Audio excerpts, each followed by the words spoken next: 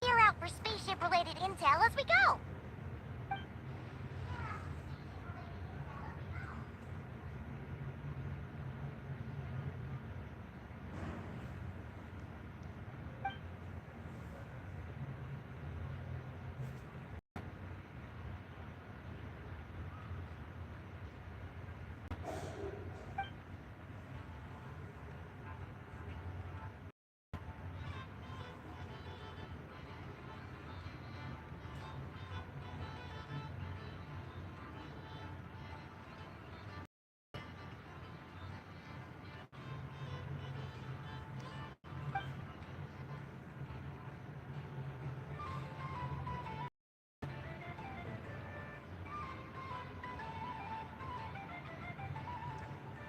What's wrong?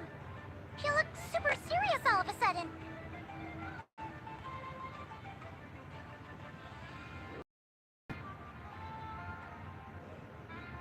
Huh? Why you'd be concerned about Columbina, but what does the doctor have to do with anything?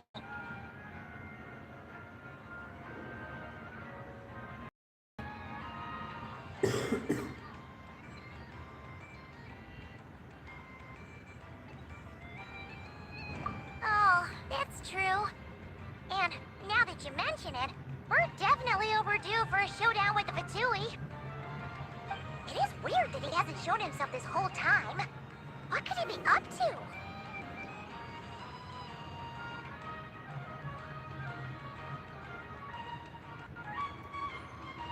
True. Paimon would much rather deal with Marionette anyway. She says the meanest things, but when it comes down to it, she doesn't seem like a bad person. Maybe it's the pressure of being a Fatus, especially as a Harbinger. Does she feel like she's gotta act tough to keep up appearance?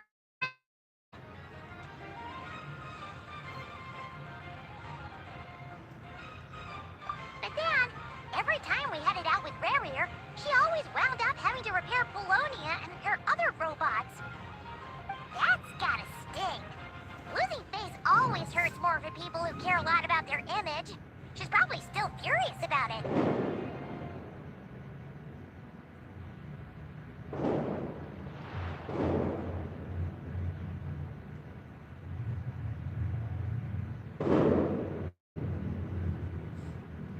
What? Relax! She's not even here! Huh? What's the matter? Oh, nothing. Sorry, we'll be on our way now. Where are we again? Oh yeah, Columbina? Right, yeah. Let's go see Columbina.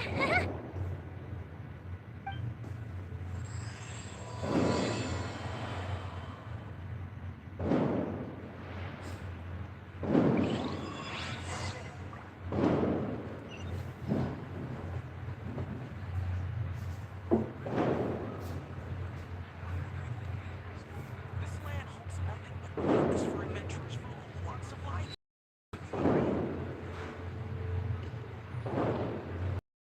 I better get me some because once they know everything on the tavyat, I can question myself.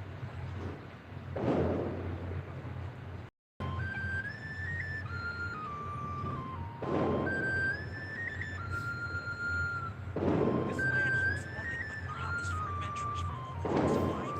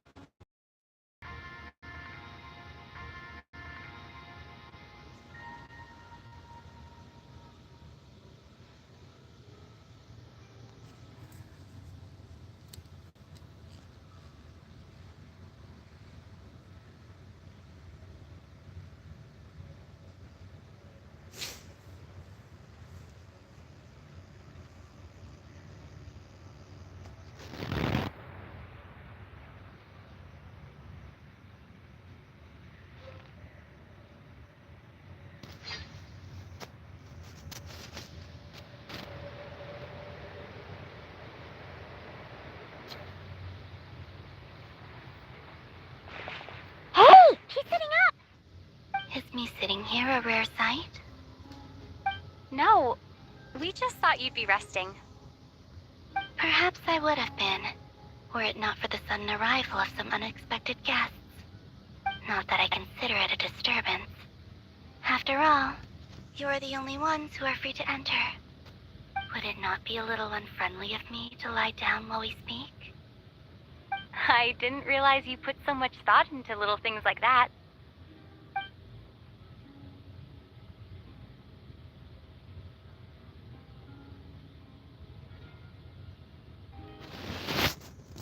Only sometimes. There have been moments lately where I think about you and your companions. They are warm, mysterious, and cozy memories. Very few of my past memories are anything like that. They say that travelers return home bearing bags full of souvenirs. But my luggage was empty, and I believed it would stay that way. Return home?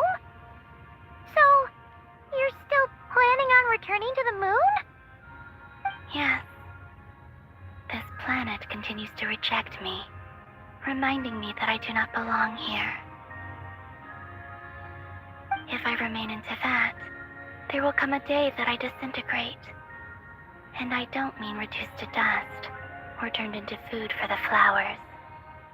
I mean, I will cease to exist entirely. Alright then. Well, we're sure gonna miss you. But it sounds like we'll have to say goodbye. How do you intend to return? The moon prayer night is soon to arrive. On that day, the moon will be closest to Tavyat. The Kuvaki in this land will reach its peak at that time. I merely need to grasp the tide, and with relatively little effort. Oh, Paimon gets it! It'll work like a slingshot! You make it sound like she's gonna get blasted up to the moon. If I did that, I suspect I would crash into the false sky. I will be using a much gentler approach, but I do like the analogy. It's fun. You see? She gets Paimon's sense of humor. In the blink of an eye, the time has come to part ways. It does feel that way, doesn't it? Time seems to fly fastest when you are enjoying it. I have always thought of myself as a wanderer on this earth, and it has never expressed any desire to keep me here. Yet, just as I plan to depart, it tugs at my arm. Is this a gesture of affection? Or is the world mocking me? Oh. Were you hoping I can answer that? Yes. You are a traveler, so you must have a lot of experience in this area. Then, what I would say is, enjoy the moment. That's right! Don't overthink it! Happiness is happiness and joy is joy! The point is to enjoy it, not analyze it! I see. Then what I would say is, even though I am very tired right now, I am still happy. I can't tell from the tone of your voice. Oh, really? You don't think I sound happy? I'm just kidding. I could tell you were in a good mood today from the moment we saw you. Ah, a joke. Albeit not a funny one. Anyway, I assume you're here about you-know-what. Give me your hand. Actually, it's not that. There's something else we wanted to discuss with you. Oh, then do you still want to give me your hand? Or not? Sure.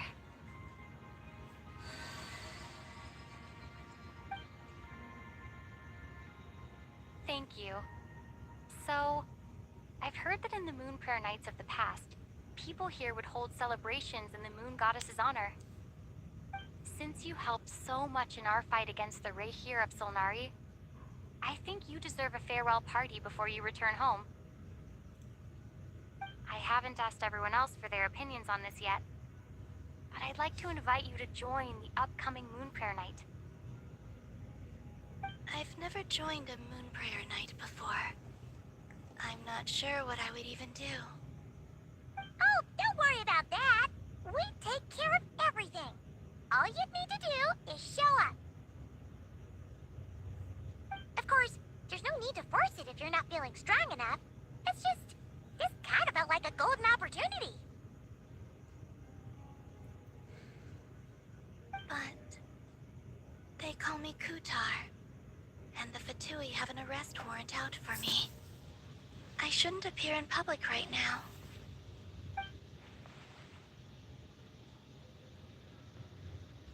I'll make it work. You have my word. Yeah, we got your back. Well, she does. Paimon's actually not too sure what she's planning. All right, if you're sure. I will not refuse your invitation. I suppose it wouldn't hurt to pack a few more sights from this world into my suitcase before finally learning what my homeland looks like. Oh, if you see Lama, please tell her that my answer to the question she asked me is neither yes nor no. Rather, it is. There is no... That was kind of cryptic, but sure. Guess it's between the two of you. We'll pass along the message. Bye for now.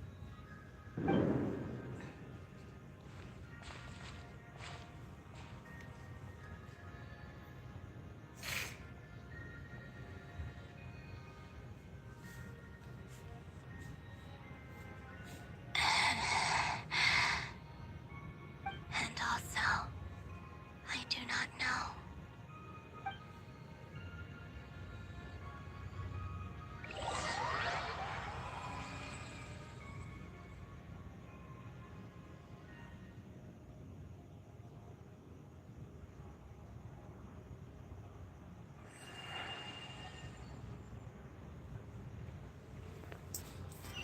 Since she's agreed to join the festival, let's go see who else wants to take part.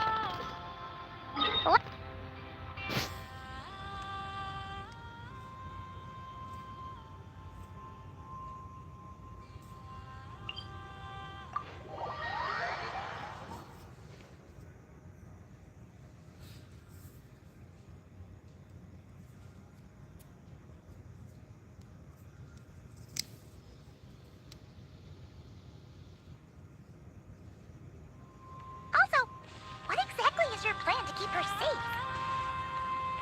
Not sure yet. I'll figure something out.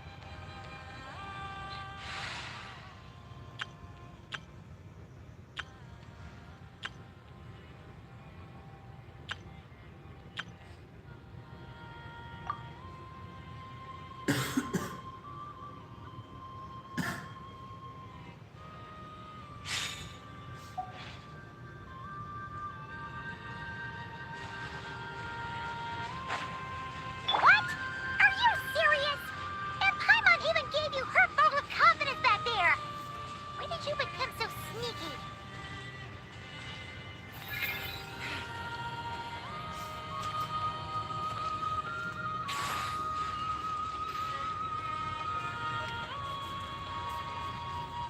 Hey, Llama, it's us. Huh? Varka? What are you doing here? Beats me. I had a bit too much to drink last night, and when I woke up, I was on Hisi Island. Mr. Varka is helping to oversee Nasha Town's preparations for Moon Prayer Night. He is here to go over some details regarding the decorations and custom cloth designs. Right, yeah, that too. What do you mean, that too? Yes, celebrating this festival is a long-held tradition here in Nodcry. On this day, the crescent moon at the top branches of the verdant crest turns into a full moon, and the moon prayer blossoms bloom with a special radiance. Our people take these to... It's an especially welcome event coming off the back of all that nasty business with Rare. Everyone got put through the ringer recently, and now they're looking to turn their fortunes around. The big shots in town all agree that a big, lively celebration is just what... No wonder Catherine said the people weren't so bothered about the religion. That's right. It's become more of a local custom by this point. The celebrations have little to do with whether the religious stories behind this event are true or not. Even the Frost Moon Scions are eagerly awaiting the coming of Moon Prayer Night, despite now knowing that their past beliefs were founded on a falsehood. That's fair. It's a bit like the Lantern Ride in Liyue. It's a chance for people to enjoy themselves, not debate the existence of the Adepti. Oh, one other thing! We just went to see Columbina. We went ahead and invited her to take part in the festival this time. Hope it's okay. Wait, so... You mean she agreed to it? Huh. That's quite a surprise. Then, I suppose that she intends to return to the moon on that day. Oh, yeah! It's kind of a complicated process, but basically, it's like a slingshot. I understand. In truth, I had a feeling that she might make such a decision. Well, if Kuthar has decided to participate in the festival, we should prepare accordingly. Yeah, exactly. She was saying how it could be risky for her to show her face in public. We were wondering if there was any way we could hide her. Unfortunately, the people who carved the statues did an excellent job of capturing her likeness. It will be very challenging to hide a goddess whose face everyone is so familiar with. Darn! We may have bitten off more than we can chew here. Nah, don't sweat the small stuff. We can handle that. Huh? Are you saying you have a plan? Not as such, no, but the most important thing with a festival is to keep the mood light and your spirits up. You can't go preparing for a festival with those long faces. You'll never convince anyone to enjoy themselves. The Monstetter spirit is strong with this one. As it happens, I agree with Mr. Varka. Let's start by making our appreciation for Kuthar the beating heart of the festive atmosphere. And who knows? Once we get the ball rolling, perhaps everything will just fall into place. Hey! Did you catch that? Llama said the thing! Or close enough, at least.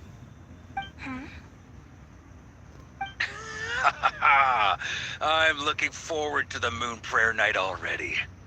We have a festival in Mondstadt called Windbloom, and you can always tell which couples are celebrating it for their first time by the smiles on their faces. Big, beaming smiles, like their whole face is glowing.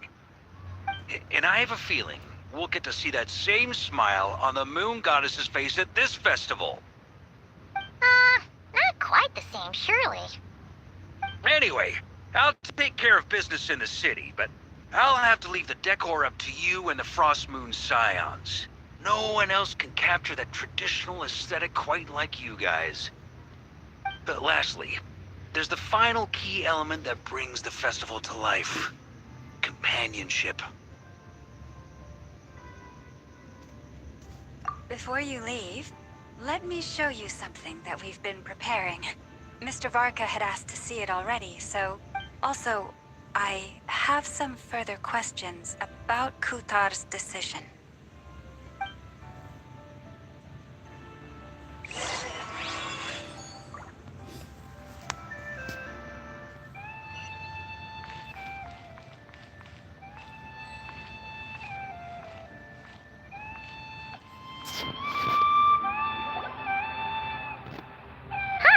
What's this?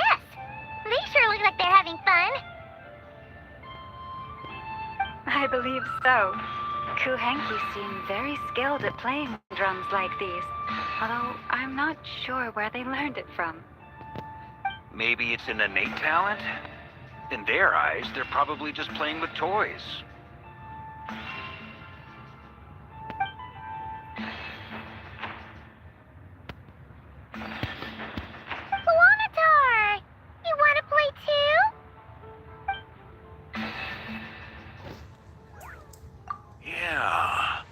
She looks more confused than anything. Maybe we can teach her next time if we get the chance.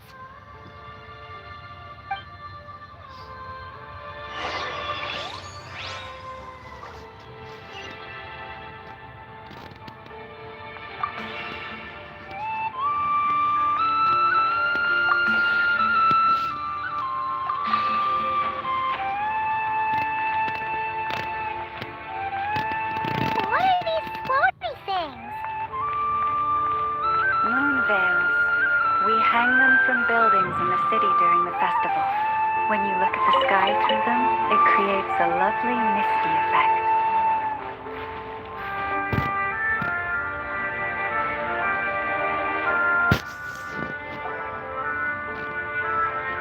Everyone seems hard at work. They are preparing items for Moon Prayer Night. For instance, the sculpture being made over here. Mr. Varka and I were just finalizing the details of where it will be placed. Ah, there she is. I didn't know the finished article would be so large. Not to worry, though. All the necessary arrangements have been made. Just let me know once it's ready, and I'll get some people to ship it over. You have my thanks. And over here, we are preparing a very traditional confection. Oh, look at all these colors! It looks great! Can Paimon try one? Of course. I have a feeling you'll like it a lot. You bet! Sweets and treats are Paimon's favorite! If you included those in the Feast of the Moon, I bet Paimon would have joined the Frost Moon Scions by now. There will also be verdant crests like this present in Nasha Town during the festival. The timing of Moon Prayer Night is not completely set in advance. We make a rough estimate, then observe the changes in the verdant crests and moon prayer blossoms to guide us. As such, the wait itself is a fun feature of this particular festival.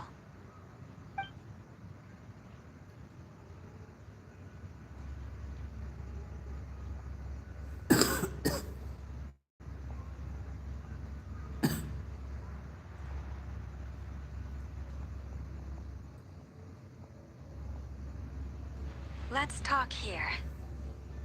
To tell the truth, I am very surprised to hear that Kutar is willing to participate in the festival. I once asked her if she'd be willing to stay with the Frost Moon Scions. I could introduce her to everyone, and we could be a family to one another. She did not answer, but she has not appeared here since. I took this to mean her answer was no, but if that were the case, she would... I see. Maybe she is right. Maybe the Frost Moon Scions of today no longer need a moon goddess. But my wish was not for her to come here and be worshipped as a deity. I'm sure she believes that showing herself here might invite Fatui intervention, and as such she does not wish to cause us trouble. But what really pains me about all this is that this is... I think I'm qualified to weigh in here. When someone's about to depart on a long trip, what they need is blessings, not burdens. We should wish her the best, not make the journey harder than it already is. Anyway, she's agreed to attend, hasn't she? I didn't detect any traces of a bit. On closer inspection, we realized that they were not real monsters, but something akin to reflections in the water, or perhaps a mirage. Huh? What do you mean? Like, you could see them but not touch them? Exactly. It was very peculiar. They roared and tried to attack us, but we could not make any physical contact with them. I think I've heard of things like that happening in Not-Cry before, but I don't know... Yes, it's a known phenomenon. Mirage-like illusions tend to appear in Nodcry in the run-up to Moon Prayer Night. From a distance, they appear quite real. I myself thought that Misters Durin and Albedo were locked in battle with abyssal monsters when...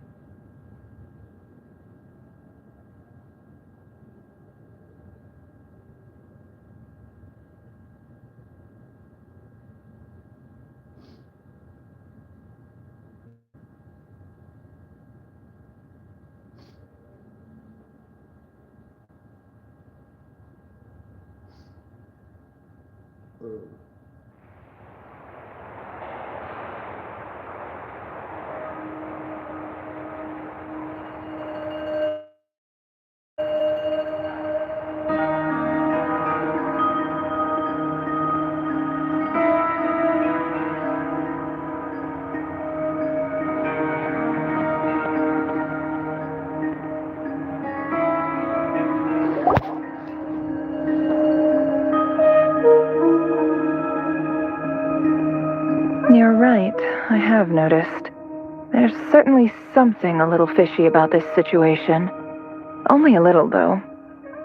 Records indicate that this phenomenon can occur in the days before and following Moon Prayer Night. That said, it has always been a rare sight in the past. The odds of encountering these phantoms are similar to looking up in the night sky, happening to see a shooting star, and managing to make a wish before it disappears.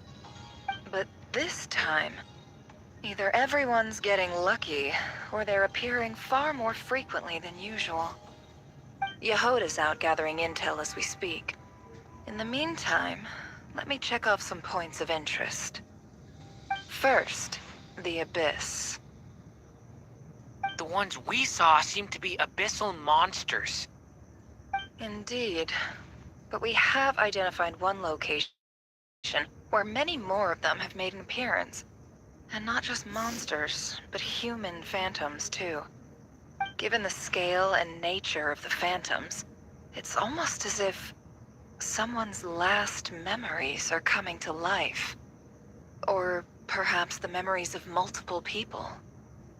Oh, So you mean the phantom monsters are hunting down the phantom humans? Exactly. The phantoms can interact with each other, but we have no means of intervening. In addition, some of the human phantoms would seem to be from the very distant past. This is clear both from the clothing they wear and the stories they tell. They claim to be from Hyperborea, a name which I've heard from Lauma before. did Paimon hear that right? 6,000 years? It sounds like this merits further exploration. That'd be a big help. I'll leave it with you, Albedo. My knowledge of ancient... You were able to understand these phantoms' speech, given how long ago they lived. I suppose you're right. But I'll leave the archaeologists to ruminate over that conundrum. As an intelligence broker, my sole interest is in the value of the information I gather. Which, in this case, hopefully means earning myself some good favor with our dear Lady Moonchanter. So calculating. Whew, this intel broker logic always catches Paimon by surprise. Sounds to me like we could split the work up. I think the abyssal phenomenon is best left to Albedo, Flint's, and me. Agreed. It coincides with my duty as a lightkeeper. For my part, I'd like to understand the Abyss better. Even a little knowledge would go a long way. This is certainly a rare opportunity to study the Abyss. But even rarer, perhaps, is the chance to make contact with the Ancients. The Curatorium will take the lead on investigating the Hyperboreans. We put in the work to learn what we know so far. It seems only fair that we get some quantity of exclusive intel. That just leaves our trusty team of 2 unassigned. Since you became an honorary knight, of course. This was part of my grand plan all along. Ha ha ha! Oh yeah, by the way, we managed to convince Columbina to come to the Moon Prayer Night celebrations. Would you and Yehoda like to join too? I'd be happy to join. No point shutting myself inside when the streets are all... And Yehoda loves a party. So I'm sure she'll jump at the opportunity. No, no, no, no, no, no, no, no, no, no! Way to contradict me in front of... Wait, no, that's not what I have bad news, boss. So many people. All right, everyone inside, quick!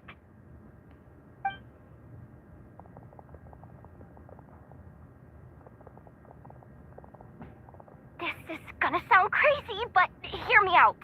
I saw one of those phantoms at Star Sand Shoal, and it was some sort of flying ship.